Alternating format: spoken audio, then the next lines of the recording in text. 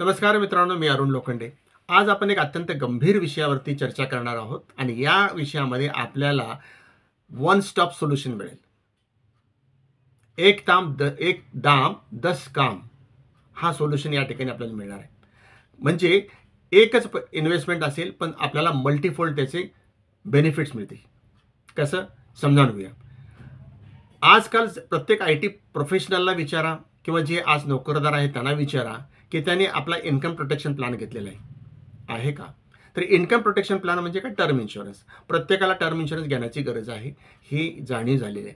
आणि कोविडमध्ये तरी या गोष्टीची सगळ्या लोकांना जाणीव झाली की एखाद्या कोवळ्या मुलाचा मृत्यू झाला तर त्याच्या फॅमिलीवरती काय होतं. कारण त्या व्यक्तीचं नुकतेच त्याची एम्प्लॉयमेंट सुरू असते, नोकरी सुरू असते. 2-3 वर्षानंतर ती अशी व्यक्ती पहिल्यांदा फ्लॅट बुक करते, म्हणजे फ्लॅटचं त्यांच्याकडे लोन आहे. कार पण बुक केली जाते फॅमिलीसाठी, म्हणजे कारचं पण लोन आहे. फॅमिलीमध्ये कर्ता पुरुष तो एकटाच असतो, त्यामुळे संपूर्ण फॅमिली आणि आई-वडील त्याच्यावरती डिपेंड असतात. कारण आई-वडिलांचं तोपर्यंत निवृत्ती झालेली असते, त्यांचं इन्कम थांबलेलं असतं. फक्त इन्कम एका व्यक्तीवरती संपूर्ण फॅमिली असते. आणि अशा वेळेला त्या व्यक्तीला जर काय प्रॉब्लेम झाला तर ती फॅमिली उघड्यावरती पडते. त्यांना फ्लॅट सरेंडर करावा लागतो, कार सरेंडर करावं लागते आणि आपल्या गावी जाऊन आपले जीवन दयनीय अवस्थेमध्ये काय आपल्याला उपभोगावं लागतं. मित्रांनो, हे जरी आपल्याला ऐकताना कटू वाटत असलं तरी ही सत्य परिस्थिती आहे. आज आपल्या देशामध्ये जवळपास सर्वच लोकांनी टर्म इन्शुरन्स केला आहे का? तर डेफिनेटली नाही. 10% लोकांनी केला असेल, पण बाकीचं 90%चं काय? सर्वच लोकांनी मेडिकल इन्शुरन्स पॉलिसी घेतली का आपल्या फॅमिली प्रोटेक्शनसाठी? याचं उत्तरही नाही आहे. सर्वच लोकांनी रिटायरमेंट बेनिफिट किंवा रिटायरमेंट प्लॅन केलेला आहे का? तर याचंही उत्तर आपल्याला नाही असं दिसेल. कारण आपण जॉबला लागल्यानंतर आपल्याला एकच असतं की मला पैसा मिळालेला आहे, आता मला एन्जॉय करायचं. जॉबला लागल्यानंतर आपण इमिजिएटली फ्लॅट घेतो, लोन काढतो, कार घेतो, लोन काढतो आणि हे सगळे हप्ते आपल्या नोकरीच्या पगारातून जात असतात. मग आपण बाकीची इन्व्हेस्टमेंट कशी करणार? रिटायरमेंट प्लॅनिंग कधी करणार? तर या सगळ्या लोकांना रिटायरमेंट प्लॅनिंगची फार गरज आहे.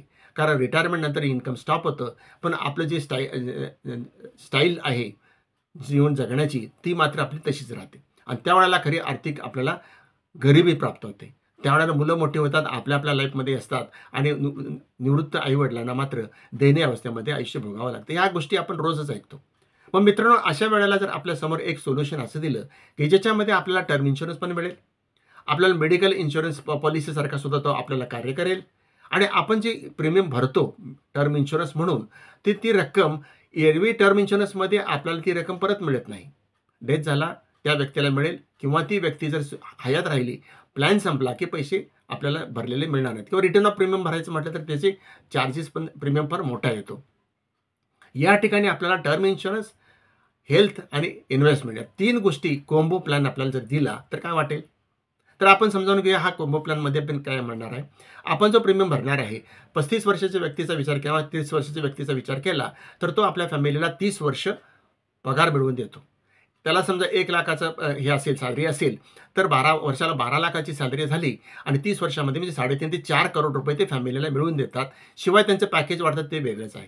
तर एवढा मोठा जो आहे जो आपण वेल्थ क्रिएशन करून आपल्या फॅमिलीला देतो, तो काहीतरी अनसर्टनिटीमध्ये काही झालंच तर त्या व्यक्तीला सगळी जी काही आपल्याला रक्कम द्यायची असते ती आपण देऊ शकत नाही. ती व्यक्ती निघून जाते आणि त्या व्यक्तीवरती दयनीय अवस्था त्या फॅमिलीवरती येते.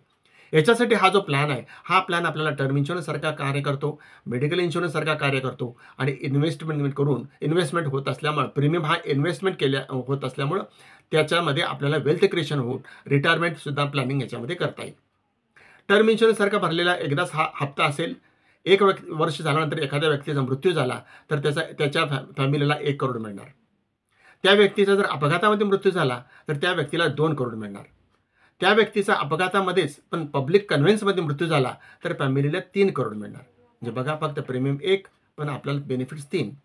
आणि चौथा बेनिफिट असा आहे की त्या व्यक्तीचा अपघात झाला पण 2 अवयव त्याचे निकामी झाले, कोणतेही 2, आणि ते परमनंट डिफिकल्ट, ज्याला आपण PTD म्हणतो, परमनंट टोटल डिसॅबिलिटी, असं झालं तर त्या व्यक्तीला त्याच्या फॅमिलीला ती हयात असताना 3 करोड रुपये मिळणार. ॲव्हरेज 3 करोड आहेत, कारण ह्याच्यामध्ये ॲक्सिडेंटमध्ये 90 लाख असे मिळतात, पण आपण एक 3 करोड धरून चालू.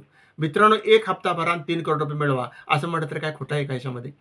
याच्यासोबत जर ती व्यक्ती आजारी पडली त्याच्याकडे मेडिकल इन्शुरन्स असेल तर आजारीपणामध्ये मिळणारं जे बिल आहे हॉस्पिटलचं ते त्या मेडिकल इन्शुरन्समधनं आपलं भागवलं जाईल. पण त्याच्यानंतर ती व्यक्ती घरी आल्यानंतर त्याला कुठलाही फायनान्शियल सपोर्ट नाही. अशा सिच्युएशनमध्ये त्या व्यक्तीला तेच बिल जर ह्या कंपनीला पाठवलं, या प्रॉडक्टमध्ये पाठवलं, तर त्याला किमान 10 दिवस दररोज 10,000 प्रमाणे त्याला पैसे मिळतात. जर ती व्यक्ती 7 दिवसासाठी ICUमध्ये असेल तर 10 म्हणजे 70,000 रुपये मिळतील आणि ती नंतर बाहेर असेल, जनरल रूममध्ये असेल, प्रायव्हेट रूममध्ये असेल तर 5,000 प्रमाणे 3 दिवसाचे होतील. असे 10 दिवसाचे त्याला 85,000 ते 1,00,000 रुपये फॅमिलीसाठी मिळतात. याच्यानंतरचा बेनिफिट असा आहे की एखाद्या व्यक्तीला एवढ्या वर्षाच्या लाईफ स्पॅनमध्ये क्रिटिकल इलनेस होणार नाही असं डेफिनेटली होऊ शकत नाही. आजकाल कॅन्सर पेशंट किती वाढलेले आहेत. आजकाल क्रिटिकल इलनेसचे प्रॉब्लेम्स किती वाढलेत. तर मित्रांनो, क्रिटिकल इलनेस हा असा आहे, मी जर विचारलं की समोर ही व्यक्ती जी आहे 90% लोकांना जरी विचारलं की तुम्ही तुमच्या क्रिटिकल इलनेससाठी 5,00,000 रुपये 10,00,000 रुपये वेगळे काढून ठेवलेत का इमर्जन्सी फंड म्हणून, तर याचं उत्तरही नाही आहे. पण हा प्लॅन आपल्याला क्रिटिकल इलनेस म्हणून 20,00,000 रुपये देतो. व्यक्ती हयात आहे, आजारी आहे, त्याला जर तो क्रिटिकल इलनेस झाला तर त्या क्रिटिकल इलनेसमध्ये जे डिक्लेअर केले डॉक्टरांना आजार, त्या आजार तो जर क्रिटिकल इलनेसमध्ये असेल तर त्याला उपचारासाठी 20,00,000 रुपये मिळतात. ऐका नाही गंमत. याच्या पुढचा प्लॅन, याचा बेनिफिट असा आहे की जर त्या व्यक्तीनं असे पैसे भरले, 12 वर्षाचा प्लॅन घेतला, दर वर्षाला समजा 9,15,00,000 रुपये ते भरत गेले, तर प्रीमियमवरती त्याला ATCचा बेनिफिट मिळतो, कारण हा इन्शुरन्स प्लॅन आहे. त्याच्यानंतर भरलेले जे 12 हप्ते आहेत, या 12 हप्त्यानंतर ज्यावेळेला टोटल मॅच्युरिटी होईल, म्हणजे ती व्यक्ती आजारी पडली नाही, त्या व्यक्तीला अपघात झाला नाही, त्या व्यक्तीला डिसॅबिलिटी आली नाही, त्या व्यक्तीला डेथ झाला नाही, तर मॅच्युरिटीला त्या व्यक्तीला जी रक्कम मिळेल, हे जे पैसे प्रीमियमचे भरले ते आपण साधारण 12 ते 15,00,000 रुपये भरले समजा, तर हे जे पैसे आहेत, हे पैसे actually mutual funds highest growth देणाऱ्या टॉप 5 स्टार फंड्समध्ये गुंतवणूक केली जाते. असे 19 फंड्स आहेत, त्याच्यामध्ये ह्याची गुंतवणूक केली जाते आणि त्याप्रमाणे त्याचं वेल्थ क्रिएशन होतं. आणि असं दिसून आलेलं आहे की हे जे म्युच्युअल फंड्स आहेत, हे याने बेंचमार्क क्रॉस करून, समजा त्याचा 18% बेंचमार्क असेल तर त्या फंडनं 27% ग्रोथ दिलेला आहे. काही फंडने 43% ग्रोथ दिला आहे. याचा विचार करता जर त्या व्यक्तीला मॅच्युरिटीला रक्कम काढायची असेल तर ती मिनिमम 5 करोड होते. आता समजा वयाच्या 65व्या वर्षी त्याला जर 5 करोड त्याच्या अकाउंटला असतील तर त्यातनं दर महिन्याला 1,00,000 रुपये ते पेन्शन घेऊ शकतील का नाही.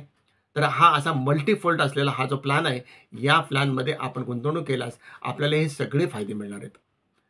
याचसोबत समजा आपल्याला अशी गरज वाटली की 1, 2, 3 हप्ते भरले, 4 हप्ते भरले किंवा 12 हप्ते भरले आणि मध्येच आपल्याला मुलाच्या शिक्षणासाठी पैशाची गरज आहे, तर अशा वेळेला सुद्धा आपण 2 हप्ते जे भरले ते बाजूला ठेवून बाकीची रक्कम जी आहे त्या रकमेचं जेवढा वेल्थ क्रिएशन झाला असेल त्याच्यात ती रक्कम कॅल्क्युलेट करून 60% आपल्याला याच्यामध्ये कायमस्वरूपी विड्रॉ करून आपण आपली नीड भागवू शकतो.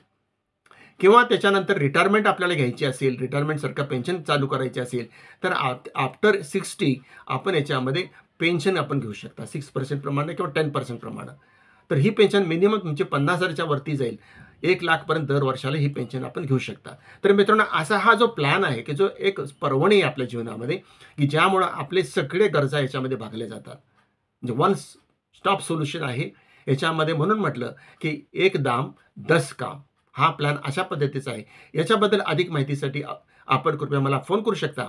माझा मोबाईल नंबर आहे 8956958683. मग वाट आता कसली बघता, तत्काळ कॉल करा आणि ह्याची संपूर्ण माहिती घ्या आणि इमिजिएटली हा वन स्टॉप सोल्युशन तुम्ही चालू करा. खूप खूप धन्यवाद.